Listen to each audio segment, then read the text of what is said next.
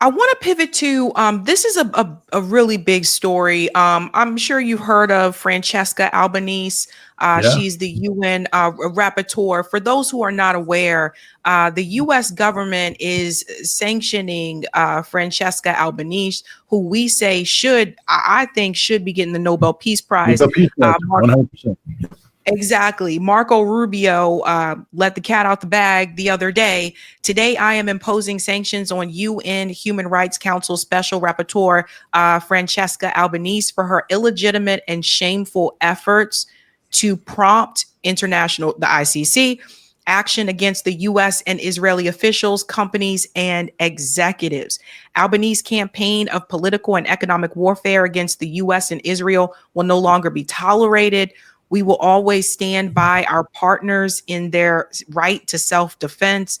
The U.S. will continue to take whatever actions we deem necessary to respond to lawfare and protect our sovereignty and that of our allies. So, again, for those who are not aware, Francesca, um, again, she should be the one receiving the Peace Prize. And I want to mention this from Chuck Modi, just as a reminder to everybody, your friendly reminder that this fascist, tyrannical, war criminal speaks for the entirety of the US Senate. See, people forget this. Everybody voted to confirm Marco Rubio as Secretary of State in the Senate, including Bernie Sanders. And I remember I called this out when it happened. So a lot of this stuff that you're seeing taking place with foreign policy that Marco Rubio, is a part of. Also, he was a part of the attempted deportation of the Columbia student who was a part of the protest. That was Marco Rubio. But to this point, this is absolutely insane. I mean, Francesca is getting in trouble for doing her job. Well, not just for telling the truth. I mean, that's the thing. Um, she's not an irresponsible person. In fact, if you know anything about the UN, and I worked there for a number of years, she is conditioned not to seek controversy. She's conditioned to find the middle ground.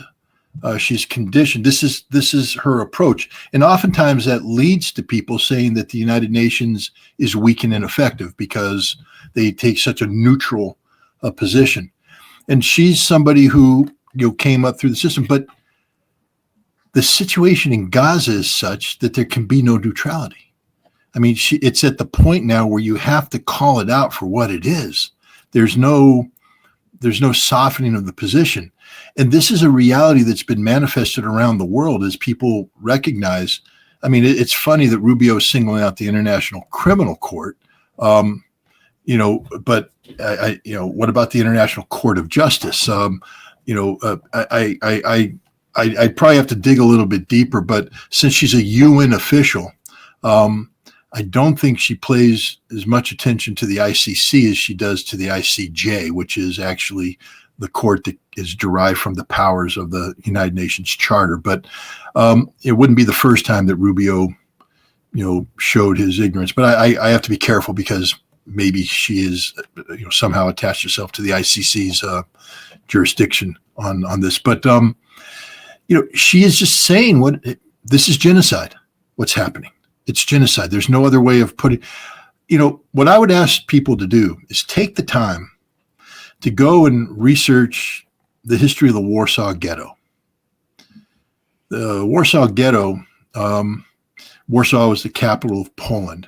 And what the Germans did in the ghettos, the first thing they did is they took the Jews of Warsaw and they consolidated them into a single area, concentrated them. And then they began to transport them out. And then they began the destruction of the ghetto. Literally, everything that was done to the Jews of the Warsaw Ghetto is being done to the Gazans of the Palestinians of Gaza. It's the same thing on a scale that's even greater.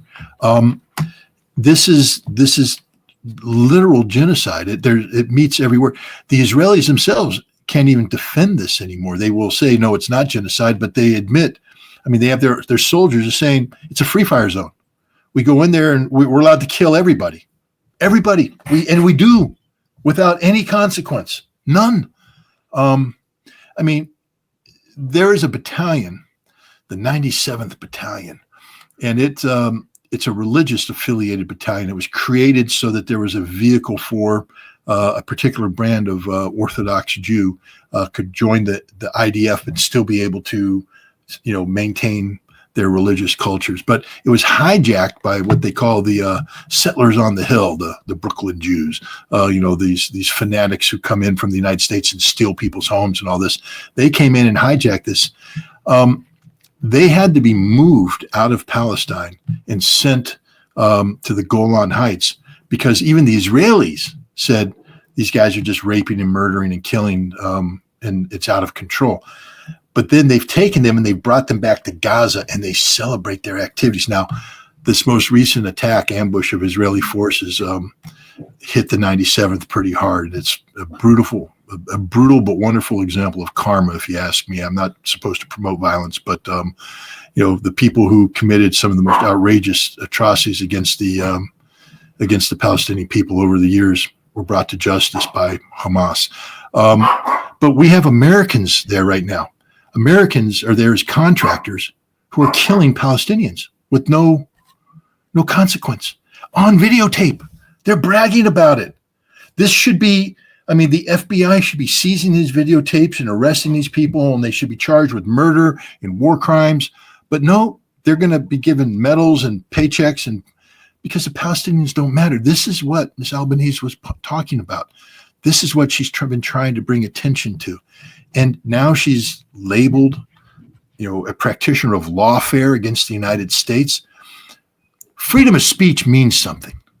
Freedom of speech means you're free to speak. And if the United States is concerned about her words, then our response should be to put out better words. If we don't agree with what she's saying, then we need to say it better and win over the hearts and minds of people. But we can't because she's right.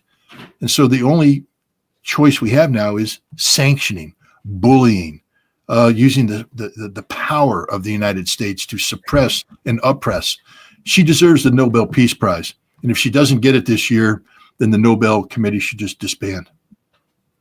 Yeah, I saw she was on Democracy Now! For those who, I think that's the first interview she's probably done since this announcement was made. But just to show you guys how ridiculous this is, and shout out to the person who made this comparison, Trita Parsi. The man below is the founder of Al-Qaeda in Syria. The U.S. just took his organization off its terror list and lifted sanctions on him. The woman below is the UN rapporteur of Israel and Palestine. The U.S. is about to impose sanctions on her. Let that sink in. So the guy on the left, that's Jelani, who they apparently put in a suit and gave him a haircut. And now the U.S. patting him on the back in Syria. He's leading regime change there. And then you have Francesca here. Like, it's just, I feel like I'm living in an episode of The Twilight Zone. This is absolutely insane. And some people are asking, like, well, how can you sanction an individual? Well, I'd have to see what the sanctions are. There can be travel bans. There can be secondary sanctions imposed on people who support her. I'd have to see specifically what the sanctions are, but I would imagine that one of them is that she will be denied the ability to enter the United States. I don't know that, but I'm just saying that this is Marco Rubio. Maybe that's something that he could do, but financial penalties for people who support her financially. There's just a variety of tools available to that. We sanctioned individuals all the time. If you take a look at the sanctions list that we put out against the Russians, it's not just companies, but we target individuals as well. So, one of the things that they can do is by sanctioning her, for instance, if she were to create a charity to raise money for, helping the children of murdered Palestinians, because she's a sanctioned individual, anybody who contributed to her charity could be, criminally charged, things like that. This is crazy. Yeah, no, it's insane. Welcome to America. I mean, we've stopped being anything that remotely resembles what the founding fathers wanted us to be. We're not the purveyor of liberty and justice for all. We're not about life, liberty, and the pursuit of happiness. We are literally a terrorist organization that bullies people, murders people, promotes genocide, and then we do it in Orwellian fashion, where we just use doublespeak to disguise the crimes that we commit. Yeah, and I wonder about this as well. I mean, you guys think about the optics. They invited Netanyahu in and had dinner with him, but they sanctioned Francesca. Yeah. Yeah, but they didn't just invite. He showed up with a suitcase full of his dirty laundry, and he makes the Department of State clean and fold his dirty laundry.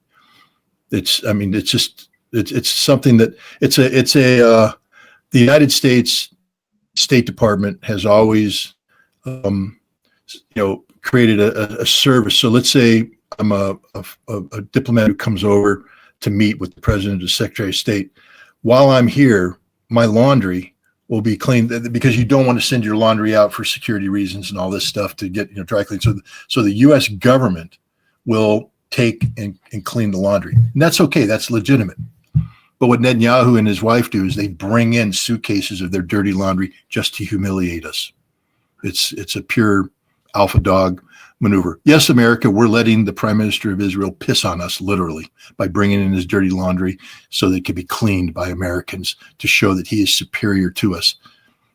This is what's going on. This man is a disgusting human being, the head of a criminal genocidal state, who doesn't like us. I remind people, he and the Israeli Mossad, they were the spy masters of Jonathan Pollard, who in the 1980s stole the greatest secrets of the United States of America.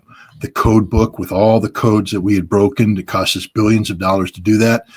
The American strategic plan to go to war against the Soviet Union if we were attacked by their missiles. He stole all this on the orders of the Israeli government, who received this information.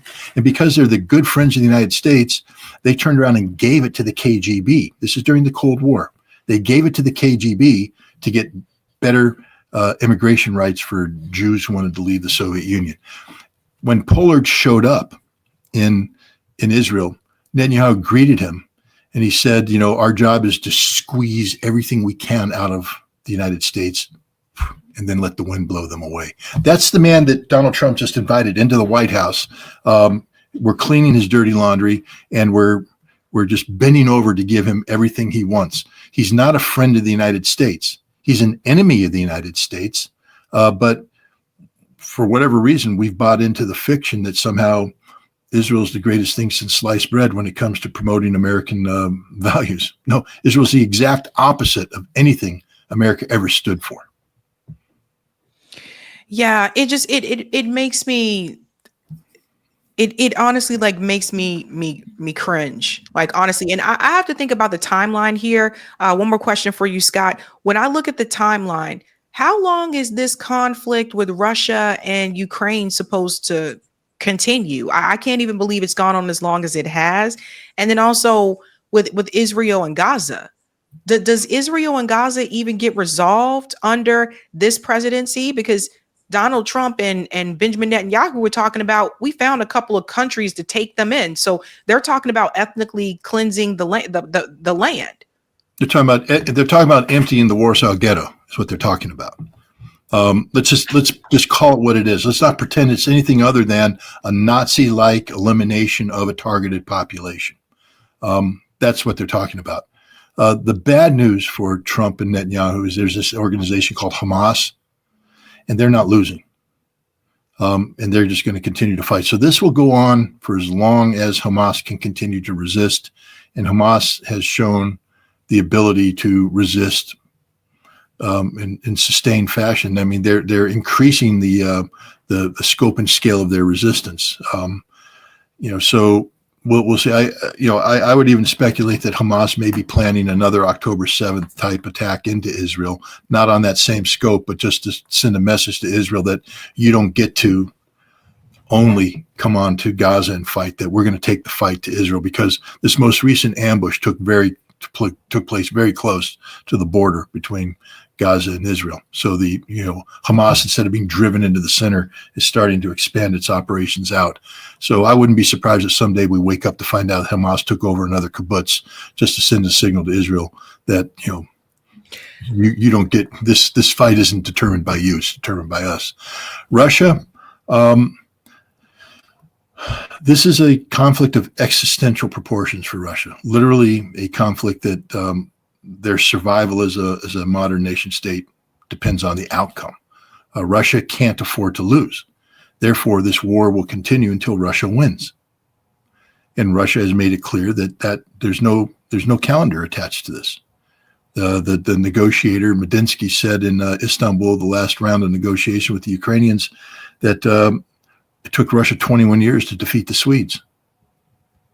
And they're ready to do that now. They said if this war could go on for another 2 years, 3 years, 5 years, 7 years, whatever it takes, Russia will not stop until Russia achieves the outcome that Russia demands that must be achieved.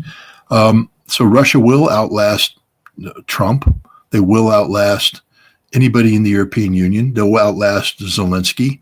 And sadly, they'll outlast another million Ukrainians if that's what's needed.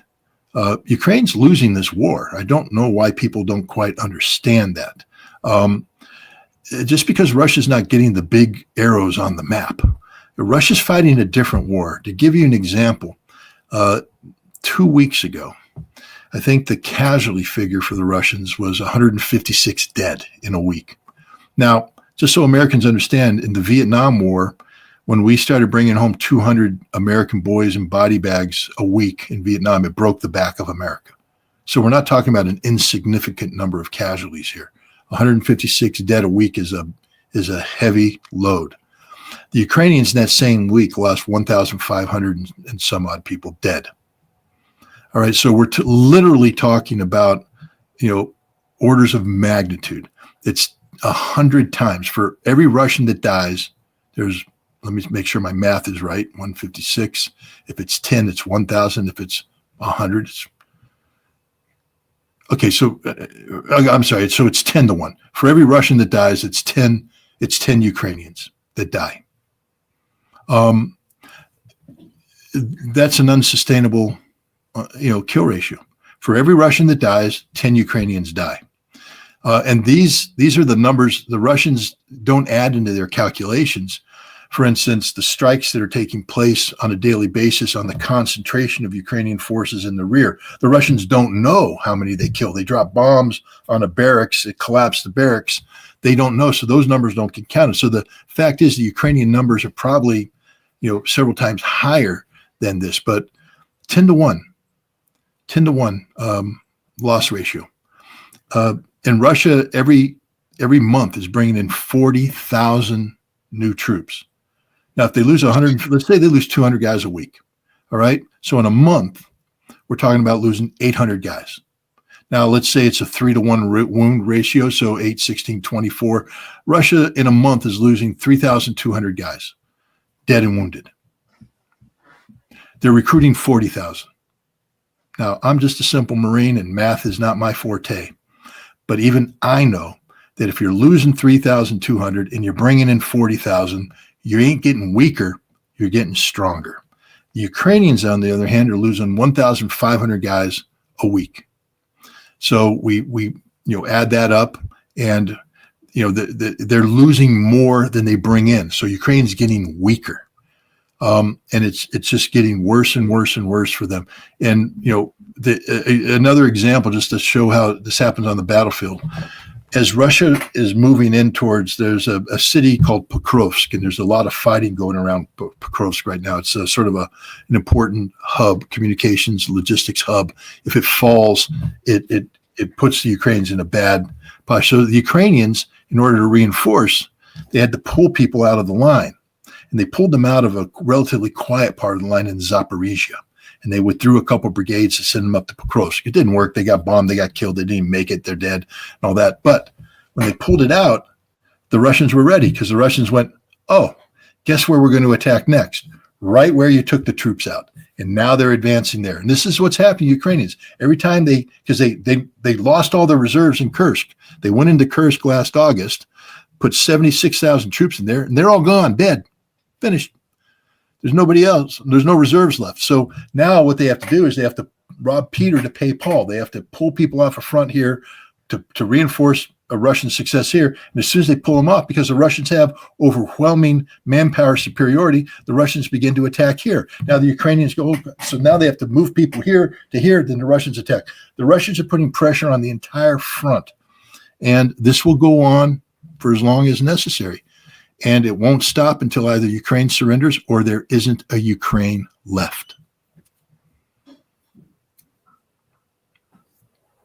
This is what they mean when they say till the last Ukrainian. They'll fight till the last Ukrainian. Sabby, I wrote an article in June of 2023, so we're coming up on 2 years, in my Substack. Finally, the Bull Charged is the name of the article. I would invite you and your audience to read it. I'll send you a link if you'd like, because I make that point there, that all this talk about supporting the summer offensive and all this stuff, the counter, because you remember in June, we're all talking about the great Ukrainian summer counteroffensive that's going to win the war and all that. It was always a joke. It's always been about sacrificing Ukrainians. And we cheer the loudest when the Ukrainians, like a bull going into the bullfighting ring, they cheer for all the people. The bull's going to die. You're cheering literally for the death of the bull. And this is what we've been doing for so long. We are cheering this blood sport. Ukraine has become a blood sport. If there's one kind of life in the world today that has less value than a Palestinian life, it's the Ukrainian lives. We claim to care about them. People say we care about Ukraine. People put the flag up there. But we're responsible for the deaths of more than 1 million Ukrainians. 1 million. And it's our fault. Our fault. And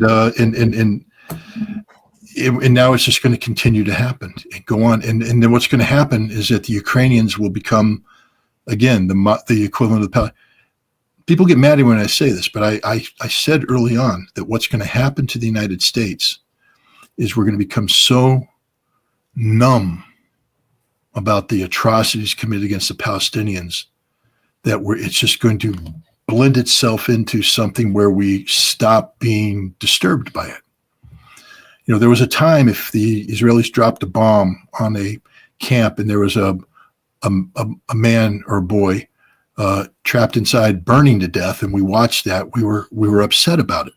There was a time if we had an audio tape of Hind Rajab begging to be rescued by the Red Crescent, and then she was murdered by Israeli gunfire, that we were upset about it. Every day, 147, 150, 220 Palestinians are murdered by the Israelis and the Americans in Gaza. People who are simply trying to get water for the children who don't have clean water, trying to get food for their starving family. That's their only crime. And they're being murdered to prove a point, to establish a presence. And that they're dropping bombs on schools. They're dropping bombs on hospitals. It happens every day. And Americans wake up, and instead of crying, throwing up, the normal things you would do when confronted with atrocities this level, we just move on because we're numb to it now.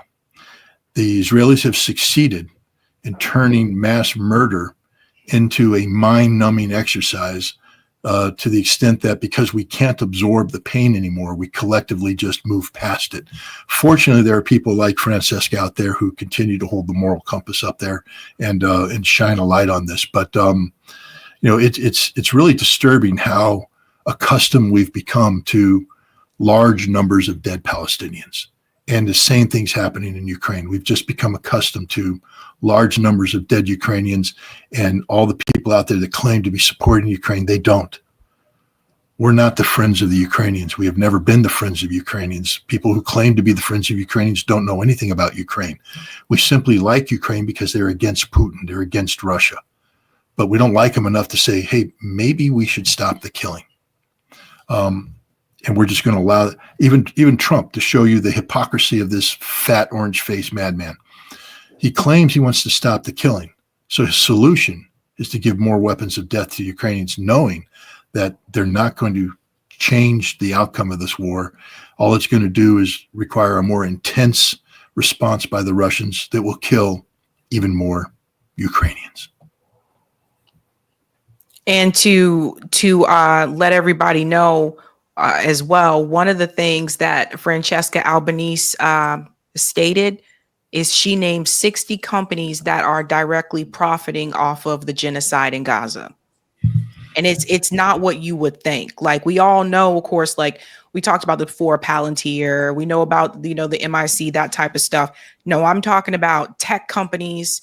I'm talking about Massachusetts Institute of Technology, MIT here. Like, it's not all MIC, like it's companies that you wouldn't think of. And I just find it interesting that once she put that report out, now here come the sanctions. Oh yeah, because that's Israel's Achilles heel, is the economy. If you crush Israel, why do you think we bomb the Houthi? We bomb the Houthi because they succeeded in shutting down Israel's second largest port, bankrupting it.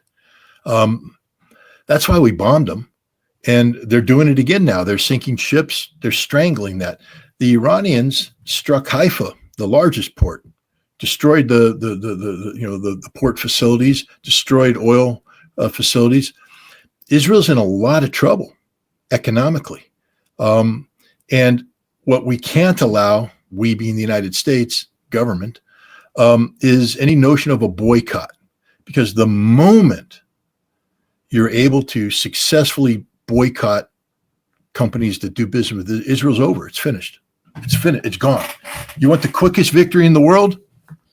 Don't wait for a BDS boycott or the divestment sanction movement to tell you what to do.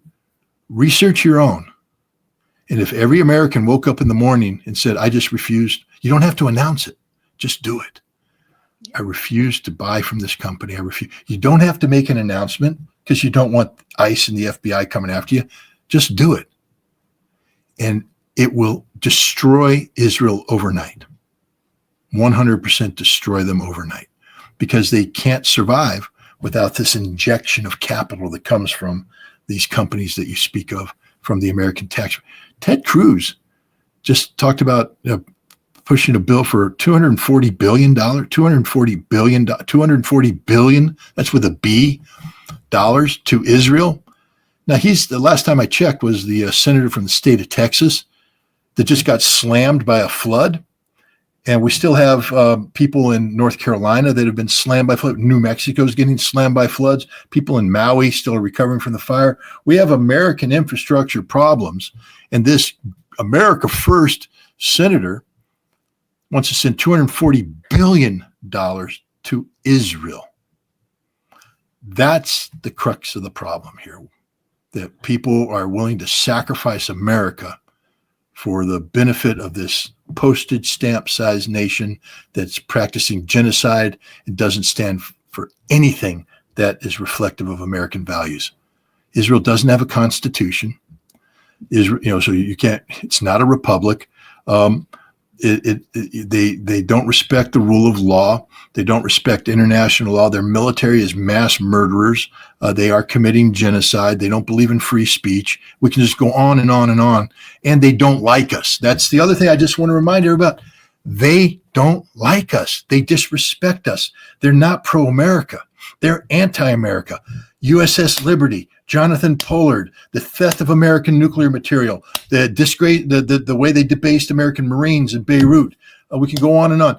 Barack Obama's White House was totally saturated with Israeli listening devices, spying on the President of the United States. So was Donald Trump's White House the first term around. So was Joe Biden's White House. The Israelis spy on America more than any other nation in the world. And we give them all of our technology. They still go to steal the ones that we don't give them. It's the biggest threat to the national security of the United States. And yet Ted Cruz wants to send them $240 billion. Kash Patel, the director of the FBI, who should be protecting us from Israel, says that his number one priority, this is the director of the FBI, is the security of Israel, not America, Israel. Dan Bongino, big loudmouth dude on, I'm so America, I'm so pro-America. My highest priority is the security of Israel. It's almost like these people are all Manchurian candidates. If you remember the Manchurian Candidate, the movie, I forget the name of the guy, Dan Parcell is the kindest, sweetest, most kindest gentleman in the entire world. That's what they were programmed to say. And like once you become in the U.S. government, they flip over the Queen of Spades or the Queen of Diamonds or Queen of Hearts, and Israel is the greatest nation in the world, and we must do everything we can to secure Israel. No. Israel is the worst thing that ever happened to America. It's destroying America. They've taken over America. They've debased America. Every American has the blood of Palestinians on their hands because of the state of Israel. Every American, me included, you included, we all collectively have the blood of Palestinians on our hands because at one point or another, we didn't do enough, or we were silent when we should have spoken out. We have disgraced ourselves because of the state of Israel.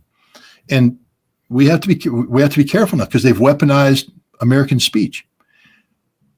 We'll be called, I don't know about you, I'll be called an anti-Semite for what I said here tonight. And that's like being called a racist. It's like, oh, you're a bad person, you're an anti-Semite. I'm not anti-Semitic. I'm just anti-genocide.